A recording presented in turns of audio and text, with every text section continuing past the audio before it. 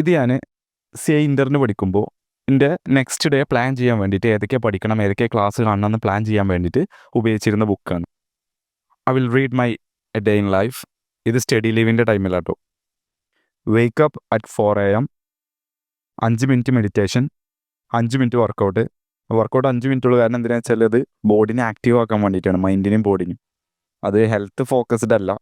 അന്നത്തെ ലക്ഷ്യം എന്താണ്? പാസ്സാവുക എന്നുള്ളത്. ദെൻ 4:30 AM ടു 6 മണി വരെ യെസ്റ്റർഡേ പഠിച്ച കാര്യങ്ങൾ റിവൈസ് ചെയ്യുക. 6 മണി തൊട്ട് 7 മണി വരെ DT, അതായത് ഡയറക്റ്റ് ടാക്സേഷൻ. 7 മണി മുതൽ 9:30 വരെ കമ്പനിയിലോ, 9:30 മുതൽ 11 മണി വരെ അതർ ലോ, പിന്നെ 11 മണി ടു 1 മണി വരെ ഉച്ചവരെ ഇൻഡയറക്റ്റ് ടാക്സേഷൻ, അതായത് GST. പിന്നെ അങ്ങോട്ട് എന്താണ്, ഉച്ചക്ക് ഫുഡ് കഴിക്കും. അതുവരെ ഞാൻ ഫുഡ് കഴിക്കൂല. ആ ടൈം വരെ കോഫി മാത്രമേ ഉണ്ടാവുള്ളൂ. പിന്നെ അങ്ങോട്ട് ഫുഡ് കഴിച്ചതിന് ശേഷം ഉറക്കം വരാൻ ചാൻസ് ഉള്ളതുകൊണ്ട് തന്നെ പ്രാക്ടിക്കലാണ് ചെയ്തിരുന്നത്. ഉച്ചയ്ക്ക് ശേഷം 1:30 തൊട്ട് 2:30 വരെ, അപ്പോൾ ഒരു അരമണിക്കൂർ അവിടെ ഗ്യാപ്പ് ഉണ്ടാവും. FM financial management. 2:30 തൊട്ട് 4 മണി വരെ അക്കൗണ്ട്സ്. 4 മണി തൊട്ട് 5 മണി വരെ അഡ്വാൻസ്ഡ് അക്കൗണ്ട്സ്. 5 മണി തൊട്ട് 6:30 വരെ കോസ്റ്റിംഗ്. 6:30 തൊട്ട് 7:45 വരെ DT. എനിക്ക് തോന്നുന്നു ഒരു 8:30 ആകുമ്പോഴത്തേനൊക്കെ ഞാൻ ഉറങ്ങാൻ പോകുന്നുള്ളത്. കാരണം 4 മണിക്ക് നീക്കണം, അപ്പോൾ അത്യാവശ്യം ഉറക്കം വേണ്ട. ഇത് എപ്പോഴും ഇങ്ങനെയല്ല.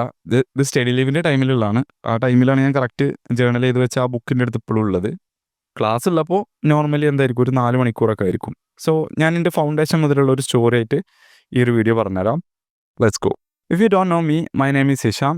ഞാനൊരു സെൽഫ് ഇംപ്രൂവ്മെൻറ്റ് കണ്ടന്റ് ക്രിയേറ്റർ ആണ്. ഞാൻ മെയിനായിട്ട് കണ്ടന്റ് ഉണ്ടാക്കുന്നത് ഒരു 15 തൊട്ട് ഒരു 20 വരെയുള്ള ബോയ്സിന് വേണ്ടിയുള്ള കണ്ടൻസ് ആണ്. ബട്ട് കണ്ടൻസ് ലൈക്ക് ദിസ് എല്ലാവർക്കും ജനറലായിട്ട് ഉപകാരപ്പെടുന്നതായിരിക്കും. ഈ ഒരു വീഡിയോ ഞാനൊരു സ്റ്റോറി രീതിയിലാണ് പറയുന്നത്. ഞാൻ CA ഫൗണ്ടേഷനും CA ഇൻ്ററും എങ്ങനെയാണ് ഫസ്റ്റ് അറ്റംപ്റ്റിൽ ക്ലിയർ ചെയ്തതെന്നുള്ളത്. CA എന്ന് പറയുന്നത് ഒരിക്കലും മെൻ്റലി വീക്ക് ആയിട്ടുള്ള ആൾക്കാർക്കല്ല. It will fuck you up. അത്രേ ഉള്ളൂ. മെൻ്റൽ ഹെൽത്ത് ഇങ്ങോട്ട് ഡിസ്ട്രോയ് ചെയ്യും. അത് ഉള്ള കാര്യമുള്ള പോലെ പറയണമല്ലോ. കാരണം നമ്മളിങ്ങനെ വിചാരിച്ചു ഇത്ര നമ്മൾ പഠിച്ചല്ലോ, ഇനി അത് പഠിക്കണ്ടല്ലോ എന്ന്. പക്ഷേ ഇതിൻ്റെ ഒരു പ്രത്യേകത പറയുമ്പോൾ ഇത് ഭയങ്കര ബുദ്ധിമുട്ടാവില്ല. പക്ഷേ സിലബസ് വാസ്റ്റ് ആയിരിക്കും. പക്ഷേ കുറച്ച് ടൈം പീരീഡേ പഠിക്കാനുണ്ടാവുള്ളൂ. അപ്പോൾ ആ ഒരു പഠിച്ച് നമ്മൾ ഒരിടത്ത് എത്തുമ്പോൾ പിന്നെ ബാക്കത്തൊക്കെ മറന്നിട്ടുണ്ടാവും. അങ്ങനെ ഒരു ട്രാപ്പ് ഇതിലുണ്ട്. അപ്പോൾ ഇതിനെന്താ വെച്ചാൽ കണ്ടിന്യൂസ് റിവിഷനും കാര്യങ്ങളൊക്കെ വേണ്ടി വരും. കുറേ പിരാന്ത് കടിച്ചും കുറേ മെൻ്റൽ ഹെൽത്തിനെ ആകെ ബാധിക്കും. ഇട്ടെറിഞ്ഞ് പോകാനൊക്കെ തോന്നും. അപ്പോൾ അത് ഞാൻ പറഞ്ഞത്, വീക്കായിട്ടുള്ള മൈൻഡുള്ള ആൾക്കാർക്കുള്ളതല്ലത്. ദിസ് ഈസ് ലൈക്ക് ആ ഒരു 8 മാസം എന്ന് പറയുന്നത് ഇറ്റ്സ് ലൈക്ക് വേറെ ഡിഫറെൻറ്റ് ഫീലിംഗ് ആയിരിക്കും. എങ്ങനെ പഠിക്കുന്ന ആൾക്കാർക്ക് കിട്ടും. അല്ലാതെ നിങ്ങൾക്ക് വേണമെങ്കിൽ കച്ചറ നടക്കാം, രാവിലെ ക്ലാസ്സിന് പോയിട്ട് അങ്ങനെയുള്ളവർക്കല്ല ഞാൻ പറഞ്ഞത്. ആക്ച്വലി പഠിക്കാൻ ശ്രമിക്കുന്ന ആൾക്കാർക്ക് ഇതൊരു നല്ലൊരു റോളർ കോസ്റ്റർ എക്സ്പീരിയൻസ് തന്നെ ആയിരിക്കും. അങ്ങനെ പ്ലസ് ടു കൊമേഴ്സാണ് എടുത്തിരുന്നത്. പ്ലസ് ടു കഴിഞ്ഞ് ഐഡിയ അല്ലാതെ ഇങ്ങനെ നിൽക്കുമ്പോൾ, പക്ഷെ അത്യാവശ്യം മാർക്കുണ്ട്, ഒരു 97% ഒക്കെ മാർക്കുണ്ട്. അങ്ങനെ ഐഡിയ ഇല്ലാതെ ഇങ്ങനെ നിൽക്കുമ്പോഴാണ് യൂട്യൂബിൽ കാണുന്നത് ഈ CAനെ പറ്റി. അപ്പം ഇങ്ങനെ നോക്കിയപ്പോൾ ഇത് അത്യാവശ്യം വാല്യൂ ഉള്ളതാണ്, അത്യാവശ്യം പൈസ ഉണ്ടാക്കുക. അതാണ് അന്നത്തെ മെയിൻ ലക്ഷ്യം കേട്ടോ, പൈസ ഉണ്ടാക്കുക എന്നുള്ളത്. പിന്നെ റെസ്പെക്റ്റ് കിട്ടും ആൾക്കാരൊക്കെ നിന്ന്. പിന്നെ അത് അത്യാവശ്യം ടഫുമാണ്. അപ്പോൾ നമുക്ക് ഒരു വില ഉണ്ടാവുമല്ലോ അങ്ങനത്തെ ഒരു സംഭവം പഠിച്ചാൽ. കാരണം പ്ലസ് ടു വരെ കൊമേഴ്സ് പഠിച്ചിട്ട് കൊമേഴ്സിനെ പൊതുവെ എല്ലാവരും താത്തി കാണുന്ന ഒരു സംഭവമാണ്. മാർക്കുള്ളവർ സയൻസ് എടുക്കാം, മാർക്കില്ലാത്തവർ കൊമേഴ്സ് എടുക്കുക എന്നൊക്കെയുള്ള രീതിയിൽ. അപ്പോൾ അതിൽ വെച്ചാണ്ടൊരു നല്ല വിലയുള്ള ഒരു സംഭവം എടുക്കണം എന്നൊരു ആഗ്രഹം ഉണ്ടായിരുന്നു. അങ്ങനെയാണ് നമ്മൾ CAക്ക് വരുന്നത്. അങ്ങനെ CA ഫൗണ്ടേഷനിൽ ജോയിൻ ചെയ്തു. ആക്ച്വലി CA ഫൗണ്ടേഷനിൽ പഠിക്കാനുള്ളത് ആൾമോസ്റ്റ് പ്ലസ് ടുവിൽ പഠിക്കുന്ന സംഭവങ്ങൾ തന്നെയാണ് കൊമേഴ്സ് പഠിച്ചവർക്ക്. പക്ഷെ അവിടെ എന്താ സംഭവം വെച്ചാൽ അവിടെ ഒന്നുകൂടി ഹാർഡ് വർക്ക് ഇടേണ്ടി വരും. പക്ഷെ എൻ്റെ അന്നത്തെ മൈൻഡ് സെറ്റ് എന്ന് പറയുന്നത് ഹാർഡ് വർക്ക് മാത്രമേ ഉള്ളൂ ഫൗണ്ടേഷനിൽ. ഇൻ്റർത്തെ കാര്യങ്ങളാണ് എനിക്ക് കുറച്ചും കൂടി നല്ല സ്ട്രക്ചേർഡ് ആയിട്ട് നിങ്ങൾക്ക് പറഞ്ഞു തരാൻ പറ്റും. കാരണം ഫൗണ്ടേഷനിൽ അങ്ങനെ പ്രത്യേകിച്ചൊരു മെമ്മറി എന്നുള്ള രീതിയിലൊന്നുമില്ല. ജസ്റ്റ് അവിടെ അടുത്ത് എന്താണോ പഠിക്കുക അത്രേ ഉള്ളൂ. വേറെ വർക്കൗട്ടുകളോ വേറെ സയൻറ്റിഫിക് ടെക്നിക്കുകൾ ട്രൈ ചെയ്യുക അങ്ങനെയൊന്നുമില്ല. അവിടെ അടുത്ത് പഠിക്കുക, നോട്ട് എഴുതുക, അങ്ങനത്തെ സംഭവങ്ങളേ ഉള്ളൂ. ക്ലാസ്സിന് പോകും. മോർണിംഗ് ഒരു 9 o'clock തൊട്ട് ഈവനിങ് ഒരു 5 o'clock വരെ ആയിരിക്കാം, അല്ലെങ്കിൽ ഒരു 4:30 വരെ ആയിരിക്കും, കറക്റ്റ് ഓർമ്മല്ല. ക്ലാസ്സിന് പോവും. ക്ലാസ്സിലെടുത്തത് വന്നിട്ട് പഠിക്കും. എന്നിട്ട് പിറ്റേ ദിവസം രാവിലെ ഒരു 4 മണിക്ക് എണീക്കും. എന്നിട്ട് എന്ത് ചെയ്യും, ഒരു ക്ലാസ്സിക്ക് പോണ വരെ ഒരു 8 o'clock വരെ അല്ലെങ്കിൽ 8:30 വരെയൊക്കെ എന്ത് ചെയ്യും, പഠിക്കും. ഇത് തന്നെയാണ് അന്നത്തെ റൂട്ടീൻ എന്ന് പറയുന്നത്. അവിടെ പ്രത്യേകിച്ചൊരു സംഭവങ്ങളൊന്നും ഇല്ലായിരുന്നു. അന്നത്തെ കുറച്ച് മിസ്റ്റേക്കുകളാണ് എനിക്ക് ഏറ്റവും ഓർമ്മ ഉള്ളത്. കാരണം ആ സംഭവങ്ങളാണ് ഞാൻ പിന്നീട് ഇൻ്റർക്ക് പഠിച്ചപ്പോൾ തിരുത്തിയത്. അന്ന് ഞാൻ 5 to 6 മണിക്കൂർ ഉറങ്ങുള്ളൂ. അങ്ങനത്തെ പ്രശ്നമുണ്ട്. ഭയങ്കര ഹാർഡ് വർക്ക് 4 മണിക്ക് നീച്ചണം എന്നൊക്കെയുള്ള രീതിയിൽ രാത്രിയും കുറേ നേരം പഠിക്കും, രാവിലെയും കുറേ നേരം പഠിക്കും. എന്നിട്ട് ക്ലാസ് പോയിട്ട് എന്ത് ചെയ്യും? ഉറങ്ങും. അപ്പോൾ ഇത് എല്ലാവർക്കും ഉള്ള ഭയങ്കര ഇമ്പോർട്ടൻ്റ് ആയിട്ടുള്ള ലെസണാണ്. ഇങ്ങനെ ചെയ്യരുത്. ഇങ്ങനെ ചെയ്ത് കഴിഞ്ഞാൽ ക്ലാസ്സിൽ നിങ്ങൾക്ക് എടുക്കുന്നത് മര്യാദക്ക് മനസ്സിലാവില്ല, ശ്രദ്ധിക്കാൻ പറ്റില്ല, ക്ലാസ്സിൽ നിന്ന് ഉറക്കം വരും. ഇനി മനസ്സിലായാൽ തന്നെ അത് ബ്രെയിനിക്ക് വരില്ല, കയറില്ല. കാരണം ഉറക്കം കിട്ടുന്നില്ല 5 to 6 മണിക്കൂർ. എല്ലാവരുടെ കേസും അറിയില്ല, ബട്ട് മോസ്റ്റ് പീപ്പിൾ നല്ലൊരു 7 hours സ്ലീപ്പെങ്കിലും വേണ്ടി വരും. ഈ ഒരു 5 to 6 ഒക്കെ കിട്ടിക്കഴിഞ്ഞാൽ ക്ലാസ്സിൽ നിന്ന് ആകെ ഒരു ചൂടും പോകേക്കാരം തലൻ്റെ ഉള്ളിൽ ഫുള്ള്. ടോപ്പിക്കുകളൊക്കെ മനസ്സിലാക്കുന്നതിന് പകരം ബൈ ഹാർട്ട് ആക്കാനാണ് ശ്രമിച്ചിരുന്നത്. ഇപ്പോൾ ലോ ആയിക്കോട്ടെ, ലോയിലൊക്കെ ഒരു പ്രശ്നം എന്താ വെച്ചാൽ ഓക്കെ സെക്ഷനുകൾ കാര്യങ്ങൾ നിങ്ങൾക്ക് ബൈ ഹാർട്ട് ആക്കാം. പക്ഷേ അതിനൊരു കേസ് ലോ വന്നു കഴിഞ്ഞാൽ ആ കേസ് ലോ മനസ്സിലാക്കിയിട്ട് ഇവിടെ ഏത് സെക്ഷനാണ് ഉപയോഗിക്കണമെന്ന് അറിയണമെന്നുണ്ടെങ്കിൽ നമുക്ക് അതിൻ്റെ കൺസെപ്റ്റ് മനസ്സിലാവണം. ഇതെന്തുകൊണ്ടാണ്, എന്താണ് സംഭവം എന്ന് മനസ്സിലായാലേ അത് അപ്ലൈ ചെയ്യാൻ പറ്റുള്ളൂ. അപ്പോൾ എനിക്കിപ്പോൾ തരാനുള്ള ഏറ്റവും വലിയ ടിപ്സ് എന്ന് പറയുന്നത് ലോ ലാംഗ്വേജ് മനസ്സിലാക്കുക. ലോയിൽ ഉപയോഗിക്കേണ്ട നമ്മൾക്ക് ഏറ്റവും ഫ്രീക്വൻ്റ് ആയിക്കാണ്ട് ഉപയോഗിക്കാൻ പറ്റുന്ന വേർഡ്സുകൾ ഉണ്ടാവും. പ്രൊവൈഡഡ് എന്നൊക്കെ പറഞ്ഞാൽ അങ്ങനെ കുറേ സംഭവങ്ങളുണ്ടാവും. നോർമൽ ഒരു സാധാ ആൾക്കാർക്ക് മനസ്സിലാവാത്ത കുറേ സംഭവങ്ങൾ. അപ്പോൾ അങ്ങനത്തെ സംഭവങ്ങൾ മനസ്സിലാക്കി വെച്ച് കഴിഞ്ഞാൽ നമുക്കൊരു സാധനത്തിൻ്റെ ഒരു ടോപ്പിക്കിൻ്റെ കൺസെപ്റ്റ് മനസ്സിലാക്കിയാൽ ആ ഒരു ലോ ലാംഗ്വേജ് നമുക്ക് അറിയാമെന്നുണ്ടെങ്കിൽ അത് വെച്ചാണ് നമുക്ക് എഴുതാം, അപ്പം ഉണ്ടാക്കി എഴുതാം, ഈവൻ മാർക്ക് കിട്ടും. അതുപോലെ കാണാൻ പഠിക്കണമെന്നില്ല. കാണാപ്പാടം പഠിച്ചുകൊണ്ട് എനിക്ക് ഒരുവിധം ക്വസ്റ്റ്യൻസ് ഒക്കെ ആൻസർ ചെയ്യാൻ പറ്റുന്നുണ്ട്. പക്ഷേ ആ ഒരു കേസിലോ വരുന്ന സമയത്താണ് ഞാൻ ബുദ്ധിമുട്ടിയിരുന്നത്. അപ്പോൾ ആ കാര്യം നിങ്ങളൊന്ന് ശ്രദ്ധിക്കുക. അങ്ങനെ അവസാനത്തെ ആ ഒരു കുറച്ചൊരു സ്റ്റഡി ലീവ് ഉണ്ടാവുമല്ലോ, ആ ഒരു ടൈമിൽ ക്വസ്റ്റ്യൻ പേപ്പറൊക്കെ ചെയ്ത് നോക്കി ഉള്ളതൊക്കെ ഒന്നും കൂടി റിവൈസ് ചെയ്ത് ഒന്ന് തട്ടിമുട്ടി എങ്ങനെ എന്ത് ചെയ്തു കുഴപ്പമില്ലാത്ത മാർക്കോട് കൂടി പാസ്സായി. എനിക്ക് തോന്നുന്നത് എല്ലാത്തിലും ഒരു 50% മോൾക്ക് മാർക്കുണ്ട്.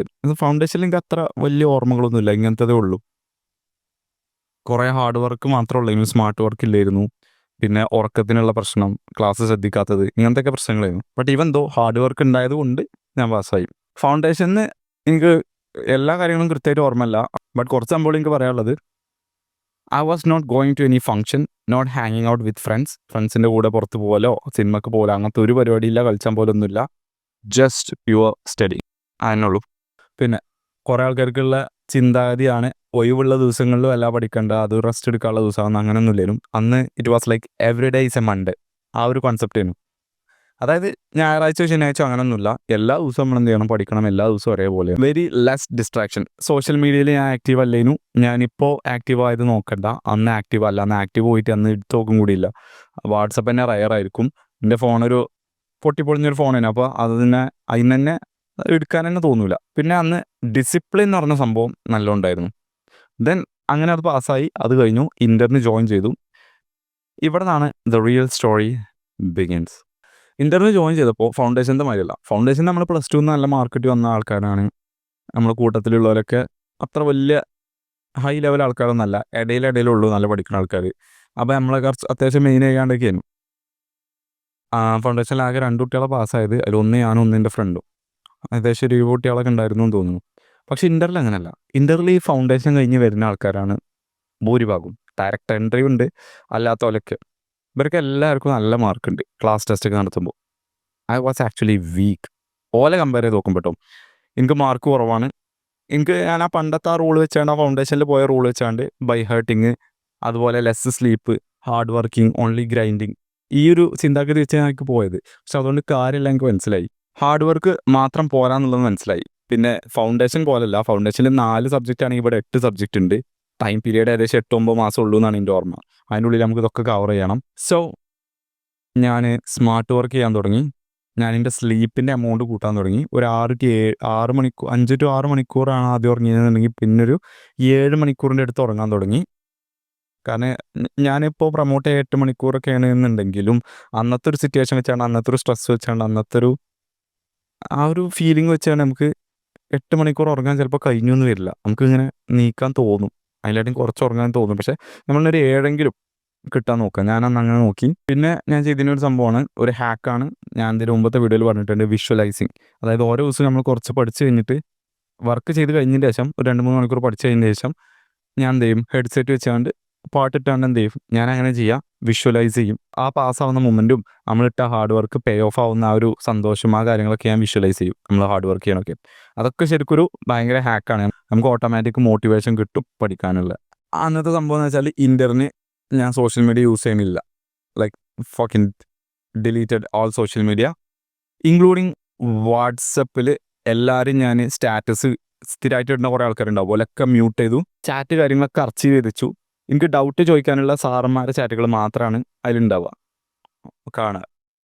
ഇതിൻ്റെ ഒരു ഉദ്ദേശം എന്താ വെച്ചാൽ നമ്മുടെ മനസ്സിൽ വേറെ ഒരു ചിന്ത വരാൻ പാടില്ല. അന്ന് ഏത് സിനിമയാണോ പുതിയ റിലീസായത്, ആൾക്കാർ സംസാരിക്കുന്ന ന്യൂസ് എന്താണോ ഒന്നും എനിക്കറിയില്ല. ഞാൻ പുറത്തേക്കാണ് ഇറങ്ങിക്കഴിഞ്ഞാൽ എവിടെയാണ് ഇത്രയും കാലം ജയിലിലേനോ എന്ന് ചോദിച്ചിരുന്ന രീതിയിലായിരിക്കും. പുറത്തത്തെ ഒരു നോളജും അറിയില്ല, ഒരു ന്യൂസും വായിക്കില്ല, ഒരു സോഷ്യൽ മീഡിയയിൽ ഒരു തേങ്ങ ഒന്നും അറിയില്ല.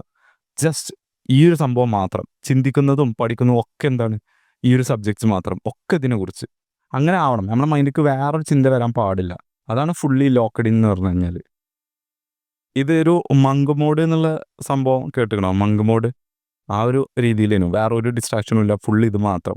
ഈ മങ്ക് മോഡ് എന്താന്നുള്ളത് ഞാൻ ഒരു വേറൊരു വീഡിയോയിൽ പറഞ്ഞിട്ടുണ്ട്. അങ്ങനെ സ്മാർട്ടായി പഠിക്കാൻ തുടങ്ങി.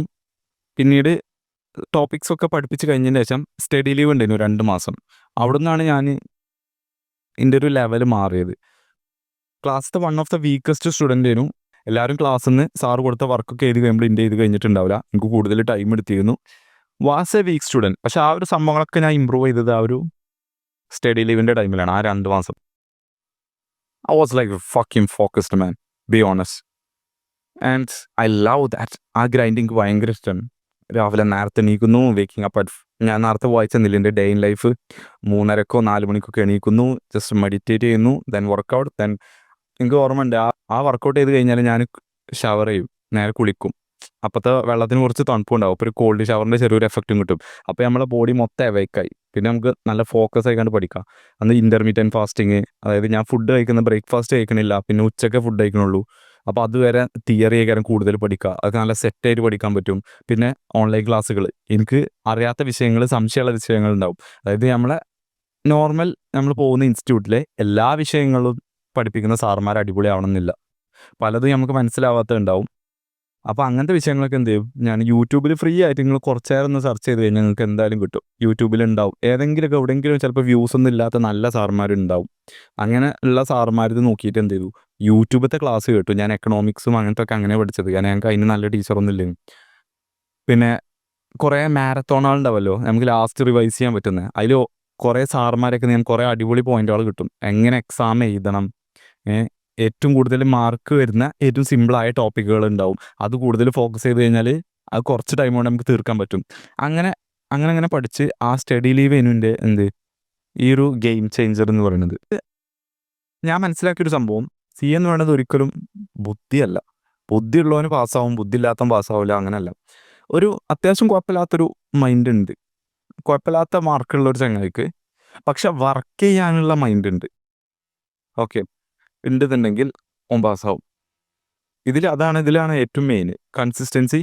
Even if you feel like working, even if you don't feel like working, ഇന്ന് പഠിക്കാൻ തോന്നുന്നുണ്ടെങ്കിലും ഇന്ന് പഠിക്കാൻ തോന്നുന്നില്ലെങ്കിലും ഇന്നത്തെ ഷെഡ്യൂളിൽ പഠിക്കണം എന്നിട്ടുണ്ടെങ്കിൽ ഇന്ന് പഠിക്കും എന്നുള്ള മൈൻഡുള്ള ഒരു ചങ്ങായി ഉണ്ടെന്നുണ്ടെങ്കിൽ, ഞായറാഴ്ചയാണോ ശനിയാഴ്ചയാണോ തിങ്കളാഴ്ചയാണോ ചൊവ്വാഴ്ചയാണോ എല്ലാ ദിവസവും എനിക്ക് ഒരേ മാതിരി ആണെന്നുണ്ടെങ്കിൽ ഓൻ പാസ്സാവും.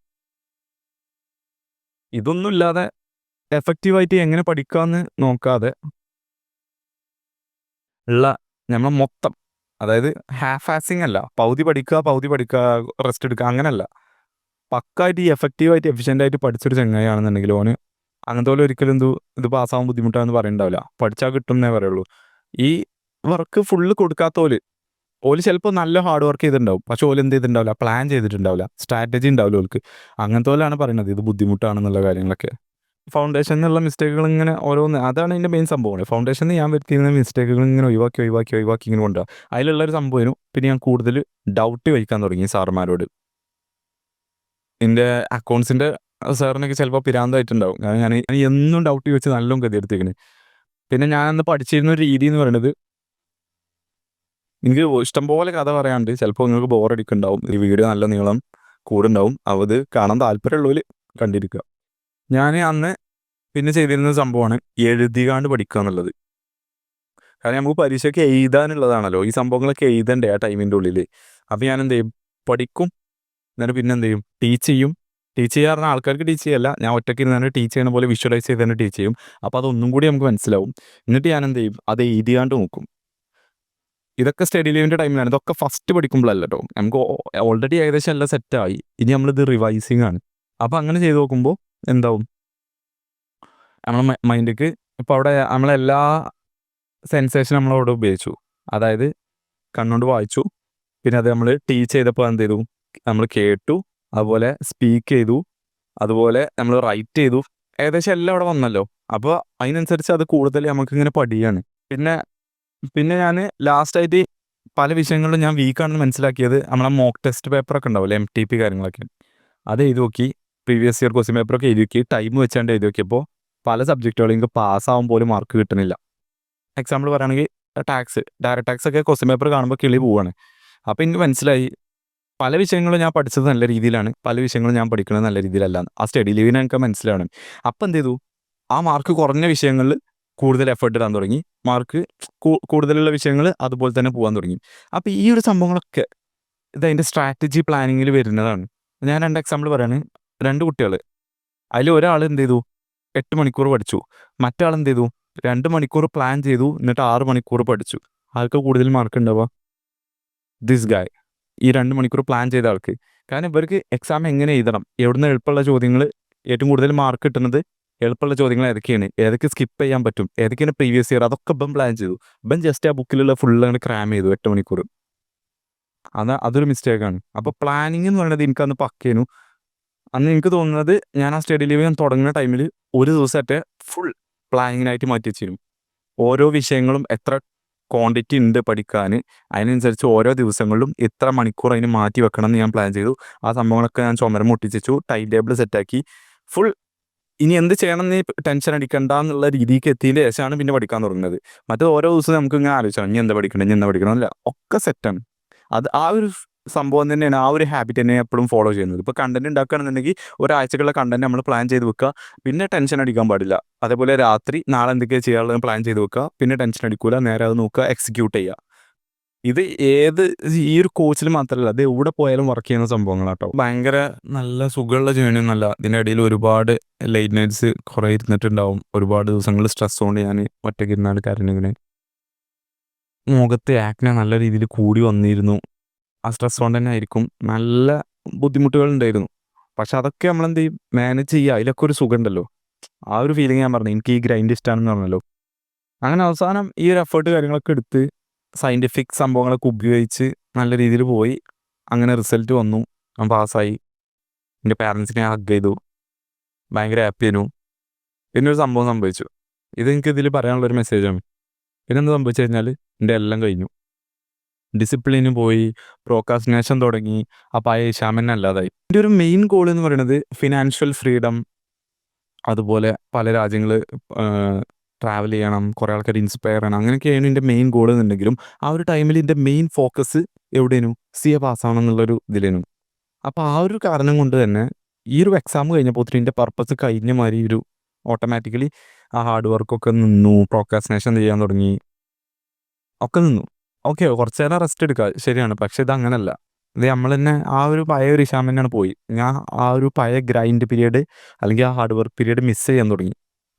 അപ്പോൾ ഇതൊരു മെസ്സേജാണ്, mother fucker, the purpose is you എന്ന് ഡേവിഡ് ഗോഗിൻസ് പറയുന്നുണ്ട്. You need to get to a point in your life where there's nothing on the docket.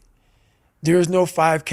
There's no I'm going to get into school to be this or that and still perform to the highest level. Because what people don't get is one day that thing's going to come up. And if you're not constantly performing without purpose, you're not going to be ready when the time comes. It's this magical thing, purpose, that we're all looking for. But what's funny about it all is that we need these things to perform.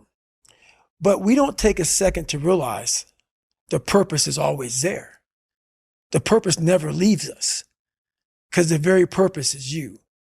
You are always the purpose. There may be another purpose, like being a SEAL or going to college or whatever, but the main purpose in life is you. So if you wake up in the morning and you don't want to do something, you don't care enough about yourself. And that's what you need to really research is, man, why am I not doing this for myself? Because that is the number one purpose in life, is to better oneself. So that's the only purpose I fucking need.